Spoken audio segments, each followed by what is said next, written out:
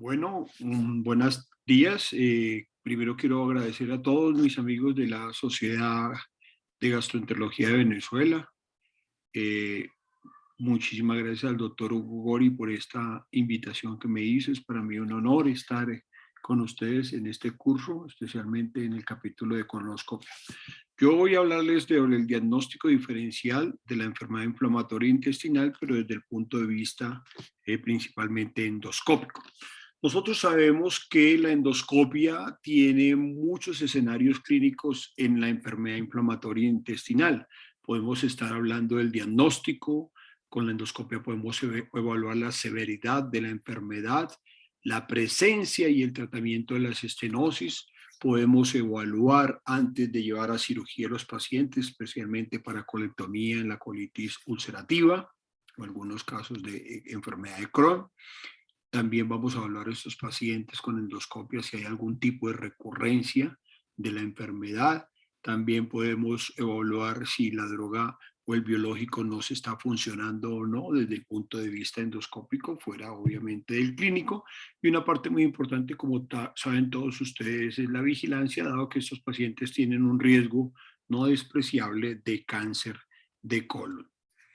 Muy bien, el diagnóstico de la enfermedad inflamatoria intestinal, todos sabemos que no solo es endoscópico, es una tríada de los síntomas clínicos que tiene el paciente, obviamente los hallazgos endoscópicos en los cuales vamos a enfatizar hoy, y la confirmación histológica. Cuando se reúnen estos tres criterios es cuando podemos decir si se trata de una colitis ulcerativa, de una enfermedad de Crohn o si un caso indeterminado.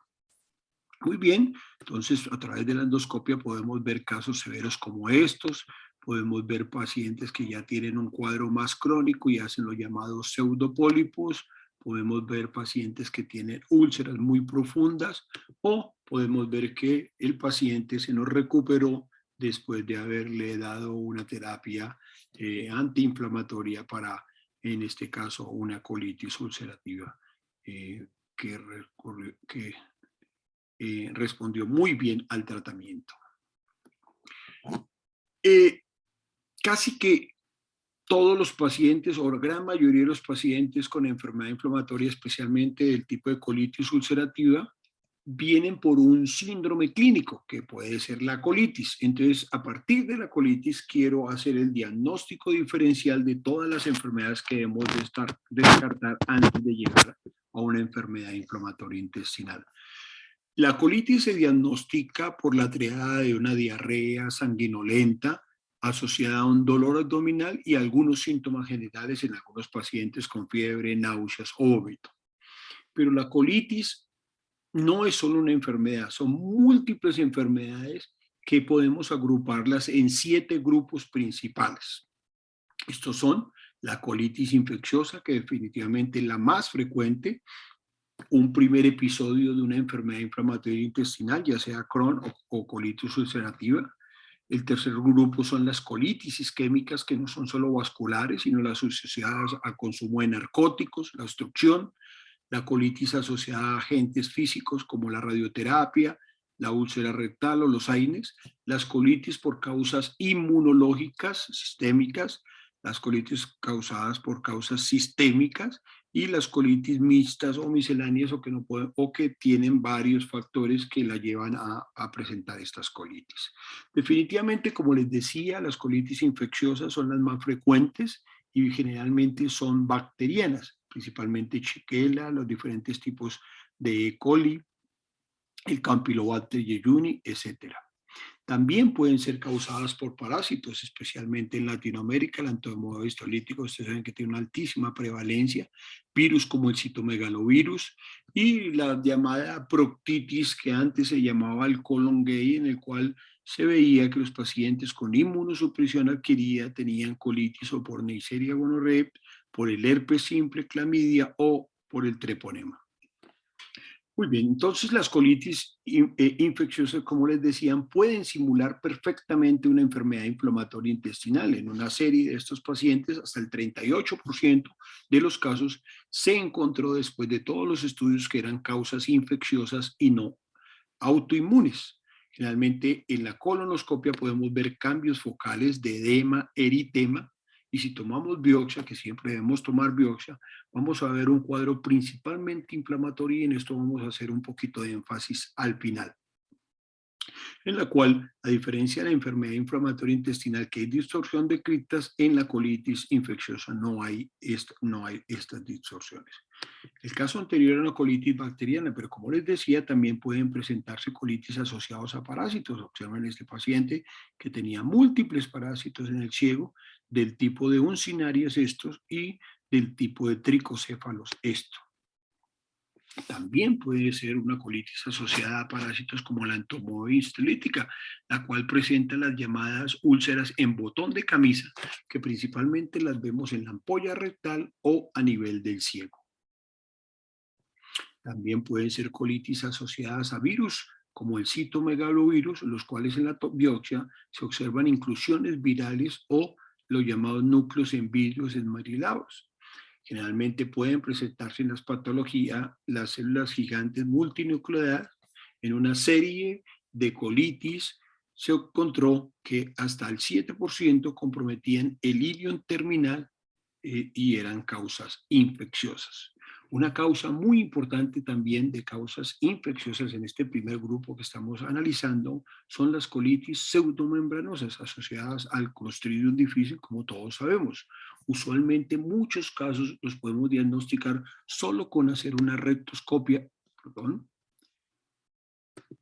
pero tengamos en cuenta que hasta el 10% puede estar el recto normal, el sigmoide normal y comprometer el colon derecho. Observen cómo en la colitis pseudomembranosa se ven estas membranas que recubren los 360 grados de la mucosa colónica, principalmente en recto y en sigmoide. Es fundamental los antecedentes de si nuestro paciente estaba consumiendo antibióticos o si es un paciente que presenta una diarrea intrahospitalaria. Este es otro caso, pero no vamos a hacer mucho énfasis por cuestiones de tiempo. También la colitis puede ser causada por la tuberculosis, y esto es muy importante en nuestros países latinoamericanos. Con bastante frecuencia se confunde la tuberculosis con la enfermedad de Crohn, por lo cual debe siempre descartarse antes de iniciar biológicos. Recordemos que hasta el 20 al 50% de las tuberculosis son extrapulmonares y el intestino puede ser comprometido hasta un 3%. Son tres tipos principales: ulcerativa, hipertrófica o úlcera hipertrófica, y una muy importante, que este es un caso de mi consulta, el cual el paciente tenía un compromiso del recto distal y presencias múltiples de fístulas perianales, y este paciente nos llegó pensando que era un Crohn. De hecho, le estaban dando tratamiento y encontramos que se trataba de una tuberculosis. Aquí están las fístulas en la región perianal. Este es nuestro paciente. Observen cómo son unas úlceras elevadas, muy similar al Crohn, pero cuando le hicimos la biopsia vemos los granulomas calcificantes. Es un caso que tenemos reportado en la literatura. El segundo grupo de colitis es las colitis asociadas a la enfermedad inflamatoria, como un primer episodio. Vamos a iniciar primero con la colitis ulcerativa. Todos sabemos que es un cuadro que endoscópicamente se caracteriza por un gran edema y eritema, pérdida del patrón vascular. La mucosa es friable al paso del equipo y lo característico es que se comprometen los 360 grados de la circunferencia, como en este caso. Observen que tiene marcada eritema, erosión, edema, úlceras que generalmente son pequeñas y coalescen, pero que comprometen los 360 grados. Usualmente comprometen la ampolla rectal, no comprometen la región perianal y usualmente están limitadas solo al colon. En los casos crónicos de colitis ulcerativa se forman los llamados pseudopólipos, que podemos ver usualmente que son asociados a una mayor severidad de extensión de la enfermedad enfermedad de la colitis ulcerativa y una respuesta no adecuada al tratamiento. Existen casos especiales como la llamada backwash ileitis, es decir, el compromiso del ilion distal, como en este caso, de un solo fragmento y no quiere decir que el paciente tenga una colitis, una enfermedad de Crohn, sino que puede comprometerse un pequeño segmento del ileum por un reflujo o un compromiso retrógrado. Y el otro caso curioso también de la colitis ulcerativa es el mal llamado parche secal, el cual todo el colon está bien y solo se compromete la parte del ciego. Existen múltiples escalas para clasificar específicamente la colitis. Nosotros utilizamos la colitis ulcerativa, utilizamos la clasificación de Mayo. Me parece que es una clasificación muy sencilla de aprender, muy útil y con una buena correlación entre los diferentes endoscopistas y va desde el Mayo 0, en cual la mucosa está normal, hay una respuesta completa, al Mayo 3, en cual no hay actividad severa. En cuanto a la enfermedad de Crohn, existen tres hallazgos endoscópicos principales, que son las lesiones tipo aptas o puntiformes, las úlceras lineales o serpentiginosas o llamadas geográficas, el compromiso discontinuo, es decir, que hay una úlcera, la mucosa luego pasa normal y luego otra úlcera. Usualmente la enfermedad de Crohn respeta el recto, pero compromete la región perineal. Hay menor compromiso del colon izquierdo, la vasculatura en algunos segmentos puede ser normal y compromete usualmente el ilium terminal. Existen varias clasificaciones, básicamente estas dos, el CEDIS y el CES, son muy similares y se evalúan los 5 segmentos del colon, dándole puntuaciones diferentes y de acuerdo a esto nos va a dar la severidad. Sin embargo, es muy importante tener en cuenta para todos los casos de enfermedad inflamatoria intestinal, que si bien el presente es el diagnóstico endoscópico, el futuro es difícil y correlacionar los hallazgos endoscópicos con los hallazgos moleculares, los cuales nos va a permitir llegar no solo a un diagnóstico más certero de estos pacientes, sino más temprano, que muchas veces es el grave problema. El tercer grupo de las colitis son las llamadas colitis isquémicas. Son colitis que usualmente se presentan por enfermedad cardiovascular y usualmente más en personas de avanzada edad. Lo característico para distinguirlo es que usualmente la colitis isquémica respeta el recto porque el recto tiene doble vascularidad. La mucosa se pone azul o isquémica, es muy fiable y generalmente hay un compromiso continuo, como vemos en nuestros casos de nuestra consulta, de nuestra causística. El paciente está comprometiendo generalmente extensas zonas del colon, principalmente el colon sigmoide. Observen que el compromiso es continuo y usualmente en los 360 grados, y realmente lo que nos lleva a este diagnóstico es la historia clínica, que sea un paciente con factores de riesgo cardiovascular y con edad avanzada. Observen cómo puede llegar a haber una necrosis completa de la pared y es muy importante tenerlo en cuenta. El cuarto grupo son las colitis causadas por agentes físicos. En este caso tenemos que tener el diagnóstico diferencial. La colitis post-radioterapia, usualmente, como sabemos, compromete el recto y la región sigmoidea. El patrón vascular, se pierde el patrón vascular normal y se forman estas llamadas angiodisplasias, que son como arañas vasculares.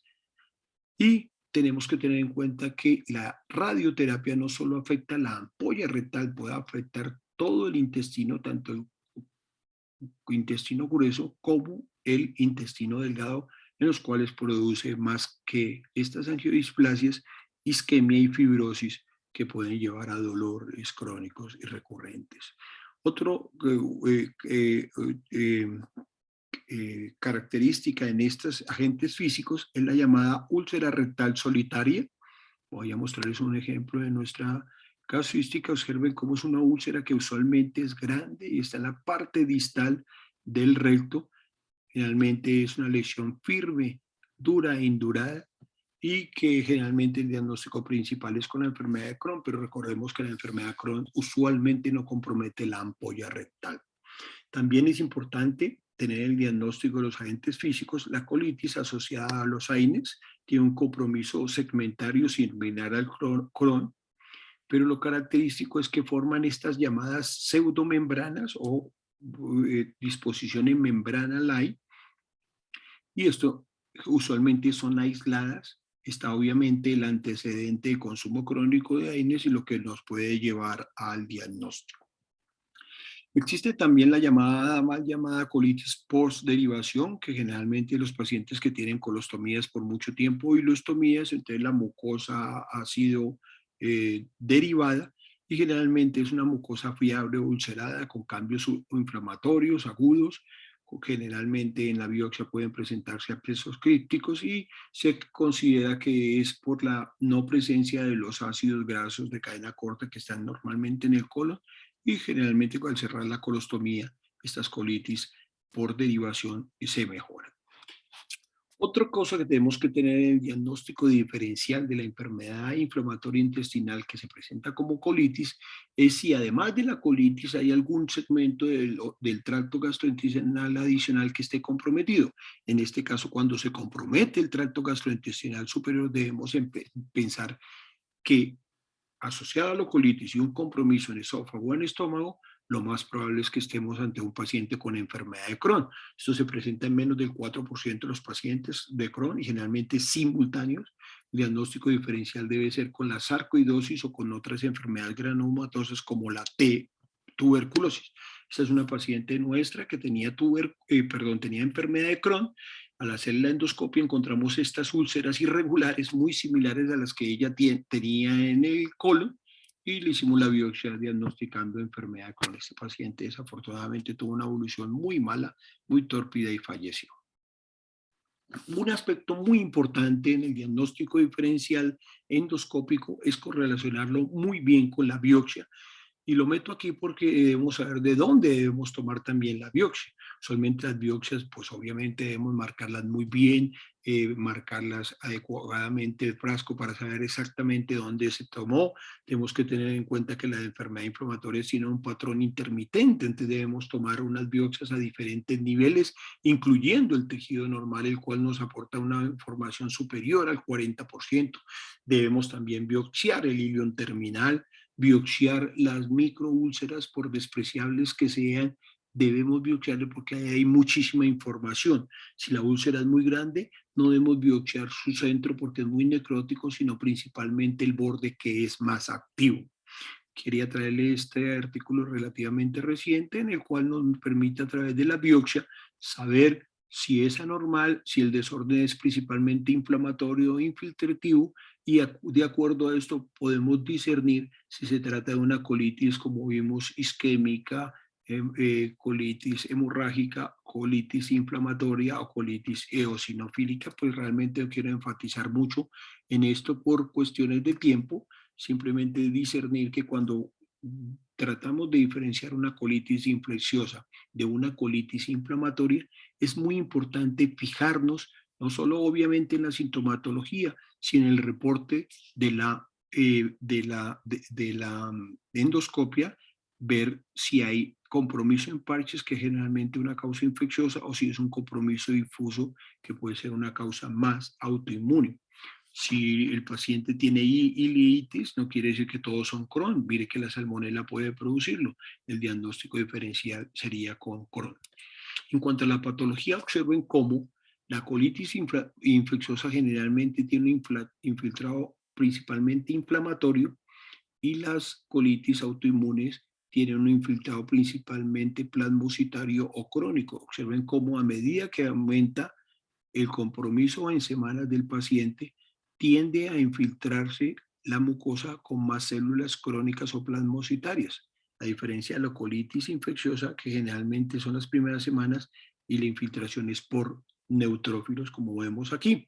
Hay infiltración marcada de neutrófilos, es una colitis infecciosa, y cuando es una colitis autoinmune o una colitis idiopática, el infiltrado es principalmente más plasmocitario y hay distorsión de las criptas. Esto no va a ser por el cuento, por el tiempo, pero finalmente quiero mostrarles un fluorama de cómo podemos enfocar el paciente. Entonces hacemos una colonoscopia, entramos al ano, si está comprometido el diagnóstico diferencial está entre enfermedad de Crohn, tuberculosis o algunos pacientes con Kaposi que pueden infiltrar el ano. Cuando evaluamos el recto tenemos que ver si está respetado el recto, pero está comprometido otros segmentos más proximales, debemos pensar o en enfermedad de Crohn o en una colitis isquémica. Si el recto es el que está comprometido, debemos pensar en una colitis ulcerativa, una colitis infecciosa, una colitis pseudomembranosa o la úlcera rectal solitaria. Cuando avanzamos más proximal y evaluamos el colon izquierdo, si está respetado o no está comprometido el colon izquierdo, debemos pensar en pseudomembranas. Si está comprometido el colon izquierdo, debemos pensar en una colitis ulcerativa o en una colitis isquémica. Cuando hemos evaluado todo el colon y canulamos el ilion distal, si está comprometido algún segmento del colon, pero el ilion es normal, debemos pensar en que es una colitis ulcerativa.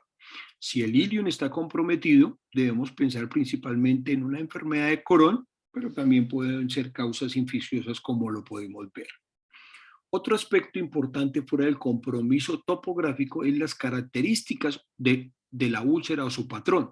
Si su patrón ulcerativo es continuo, debemos pensar en colitis ulcerativa o infecciones por parásitos o isquémica.